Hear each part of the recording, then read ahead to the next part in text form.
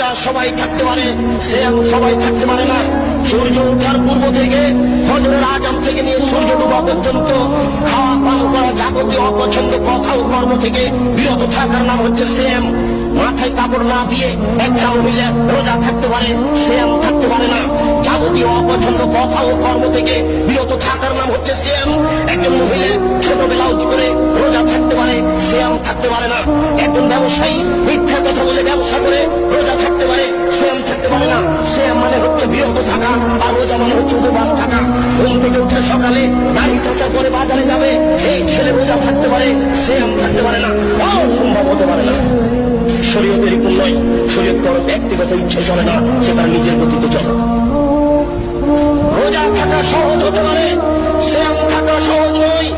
কে আর নাম দিলে ঈদ মুবারক,